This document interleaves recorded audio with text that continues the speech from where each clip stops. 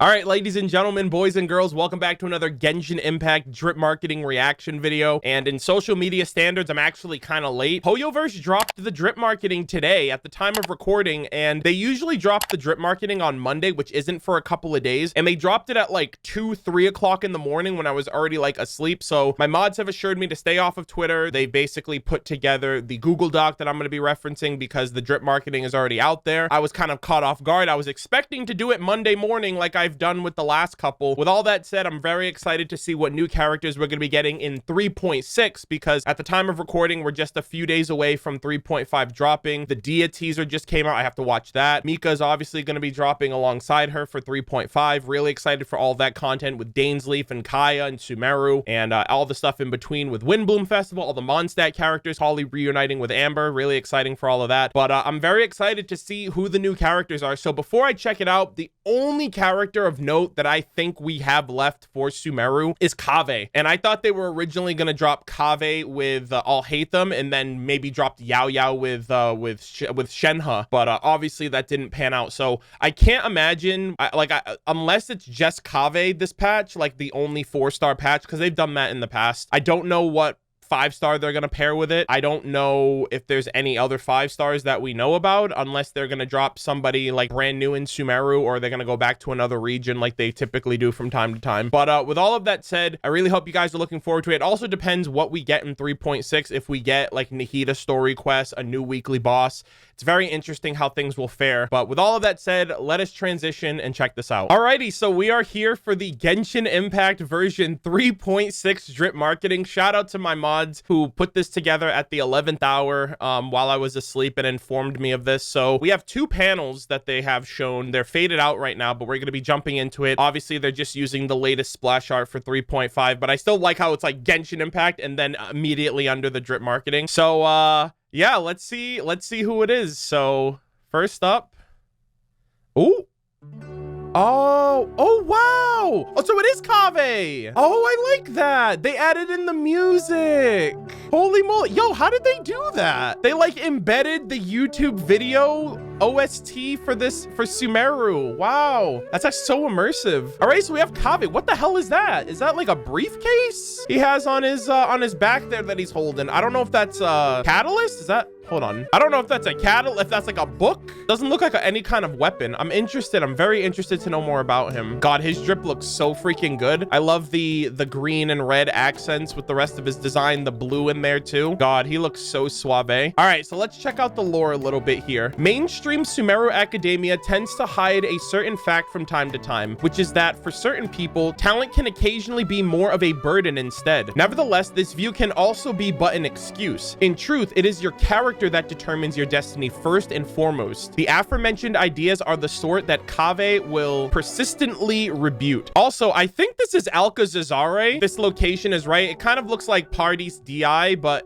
if this is Alcazazare, I also like the locale shot that they used because Kaveh built the Alcazazare palace for Dori, but she made him pay for it, which is why he's like a broke freaking struggling architecture who's roommating with I'll Hate Them because he doesn't have a penny to his name and he can't even remember his house keys. But yeah, so very interesting. So intellect can be seen as both a burden and kind of an asset in the world of academics. You know, I'll Hate Them kind of sees that for Kaveh from time to time. It's like, dude, you're so smart, but that smart kind of comes back to bite you from time to time. So we have Kaveh, renowned Sumeru architect with the Dendro vision. I'm still not too sure if that like briefcase is going to be like a stand-in weapon, right? Because like catalysts kind of give you the ability to substitute the weapon type for like fisticuffs or something like that for somebody like Hazo. So I'm just wondering how he's going to fight with that thing, or if that's just like what he lugs around for his like technological equipment for architecture and whatnot. But really exciting to just see the character and have him be presented. All right, next passage we have Kaveh, Empyrean Reflection, renowned Sumeru architect. A renowned architect from Sumeru known as the Light of Kasherawar. He is one of the most high-profile figures in the industry. As a designer and an outstanding alumnus, Kaveh has quite the reputation reputation among academia students and is idolized as a role model by the students of Kashirawar. I think I'm pronouncing that right. Unfortunately, his career is not as plain sailing as people imagine. The same can be said for many other facets of his life. Titles, rumors, fame, and reputation, these are all mere byproducts of his work. Equipped with outstanding professional design skills, Kaveh puts his heart and soul into his work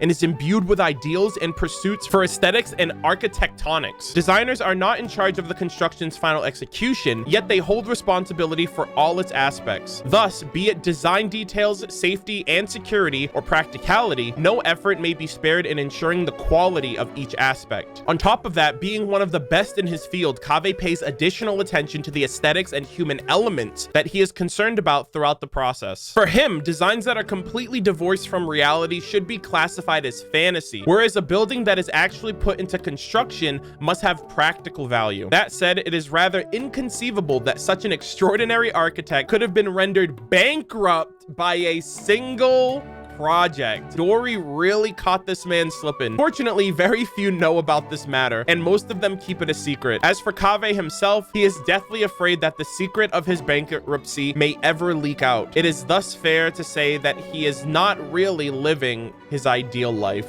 I kind of don't like how she basically ruined this man's life financially. How are you going to make this man build you a palace and then make him pay for it? Like, you have the money to pay for it. I don't know, man. I'm sure he doesn't have a very high opinion of Dory once we get him to Friendship 6 and we learn his relationship with other characters, but she really like finessed this guy out of millions of mora to the point where like I wouldn't have paid for that shit. I'm like, bro, I'm already paying in labor. You're not paying. Did you pay him for his work? I don't know, man. I feel really bad for him. I love his relationship and his rapport and his like banter with Al-Haytham, especially during Al-Haytham's character his character demo, I should say. I loved it. I loved how he's like, oh my god, this guy always has a temper. Oh, why couldn't he bring me? We could have split the cost because I'm a broke artist. I'm a starving artist, you know? But yeah, really looking forward to seeing how he plays another Dendro character. I know we have a bunch of other characters, Tignari, Kali, Al-Haytham, Yao Yao now, and I'm just interested to see like how he's gonna fare. I'm assuming he's a 4-star and not a 5-star, maybe kind of sort of. I still don't know, because in that one cutscene it was just a bunch of 5-stars sitting around the table, and if Kaveh was the 4-star like exception, that'd be really interesting. But yeah, very, very interested to see and learn, like, is he a DPS? Is he a Dendro support? Is he a burst support? I have no idea, but really excited to finally have him. He, I think, is the last known Sumeru character by name and by appearance that we've seen throughout the 3.0 series so far, from 3.0 to 3.6. So moving forward, any other characters I'm assuming might be new. So let's check out who the next character is. All right, Liyue. No fucking way!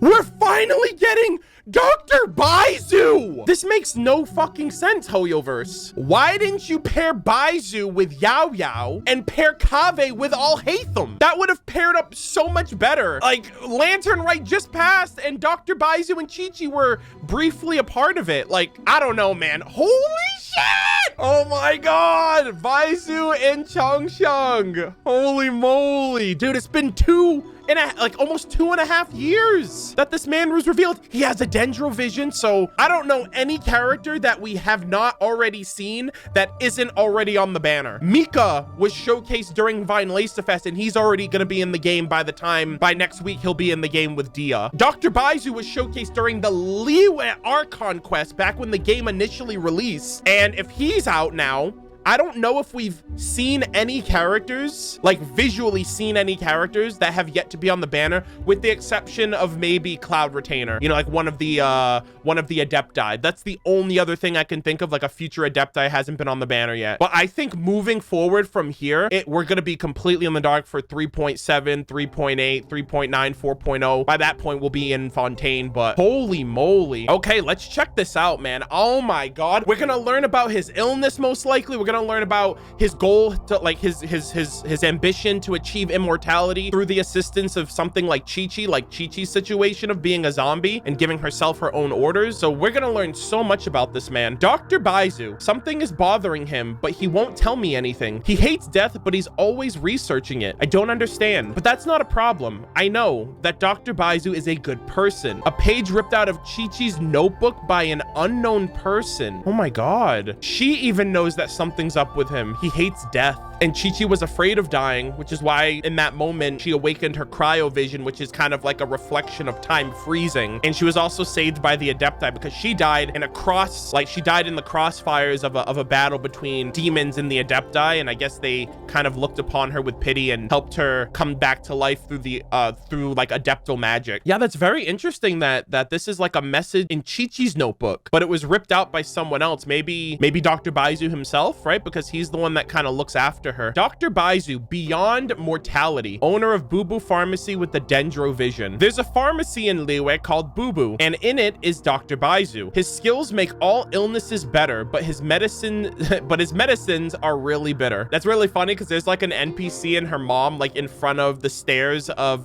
Boo Boo Pharmacy, and she's like, I don't want to take my medicine, and she's like, honey, I know it doesn't taste good, but you'll feel a lot better. This nursery rhyme has been widely spread throughout Feiyun Slope, and it has been used by countless parents to warn their children not to get sick or else. However, it seems that the main characters of this nursery rhyme is hardly feared by children. Instead, it is with utmost affection that he is called Mr. Baizhu by them. This impression is mostly attributed to Baizhu's gentle and friendly demeanor. Interacting with him is a most refreshing experience, but no matter how anxious the patient may be, his confident smile will never fail to reassure. Regrettably, Baizhu cannot save all his patients, himself for example. Herbalist Guai has mentioned that Baizhu's physical condition is extremely poor, and he often has to go back to his residence to rest after seeing patients. Even so, his smile never falters when in front of people. So I actually, and a lot of people, especially in my community, were kind of under the assumption that when we got to Sumeru and we learned about Elazar, a lot of us thought that Baizhu may have had Elazar. But if he wasn't in Liyue during the time of the Withering and Marana and everything like that, and like forbidden knowledge and whatnot, would he have contracted that? Like, when did this sickness come about for him? And it would also suck considering it seems like everybody in Sumeru was cured of Elazar. So I don't know if you had to be in Sumeru to have that, like that one time Greater Lord Rukkhadevata cure, or if this is something completely different that ails him and he's looking for a cure for it. When Guai asked him about this, he replied, "If the doctor looks sick himself, how can his patients face their illnesses with confidence?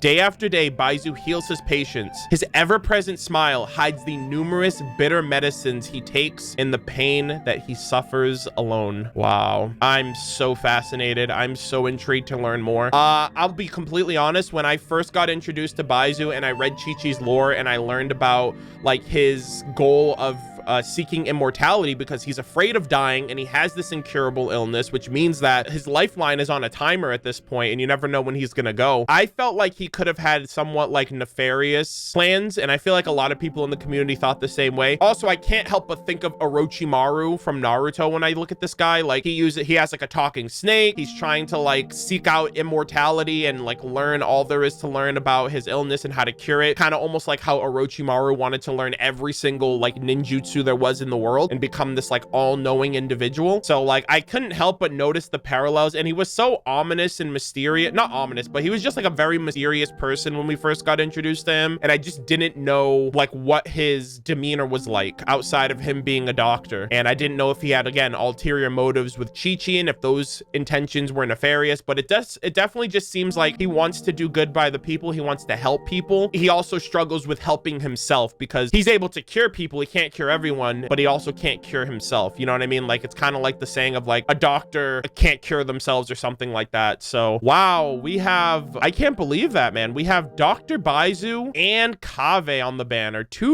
Another double Dendro banner. I wonder if they're gonna be paired together. I like if they pair them two together and then they do like a rerun. Eula at this point kind of needs a rerun. A lot of people were pissed off that they didn't pair Eula with Mika for this upcoming 3.5 patch. So I wonder if they're gonna pair Kaveh with Dr. Baizhu, which would help me out. I wouldn't have to pull for a solo 4-star on a banner, which is like anyone's worst nightmare, free to play or pay to play. And then they can do like a rerun banner with Eula and somebody else, which would also be a little odd because they're gonna have Mika with Dia, and then they're gonna have Eula with some random house character for the second banner. But yeah, really interesting to learn about both of them. 3.6 might be interesting too, because I'm assuming we're kind of overdue, or we're coming up on the 3.6, like the standardized second Archon quest for Archons. Like Zhongli's gotten one, Raiden's gotten one. I know everyone's like, oh, where's Venti's? Guarantee you Venti's second story quest is when we go to all 7 nations, then we go back to where the game started in Mondstadt, because Venti is associated with the 7. He's associated with Celestia. He's associated with Istaroth and stuff like that. So I feel like they're saving Venti's for the very end, because it's going to kind of blow the hinges off the door, and it's going to kind of reveal a lot of things. And I just feel like it's appropriate for Venti of all characters as being the quote-unquote weakest of the 7, but in truth I feel like he was ultimately at one point the strongest, and he kind of plays up that role, or he plays that facade, if you will. So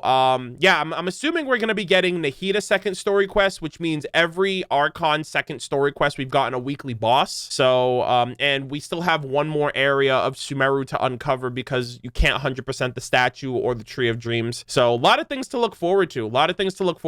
Both for these existing characters and maybe even perceiving future patches before Fontaine's release in a couple more of those patches. But yeah, I'm very excited. Was not expecting Dr. Baizhu at all. And at this point, I don't think there are any current characters that exist that we don't know of, like before they come out. So very interesting overall to learn a little bit more about things as time goes on. But that's going to be my reaction. I hope you guys enjoy it. Let me know what you guys think about the drip marketing. Are you guys going to be pulling for Kaveh? Are you guys going to be pulling for Dr. Baizhu? What do you think the content for 3.6 is going to be? No leaks, no spoilers, please. My mods will time you out and ban you. But yeah, that's going to do it for me. Thank you guys all so much for watching. Sorry that this video came out late. Blame Hoyoverse. And I'll see you guys all in the next one.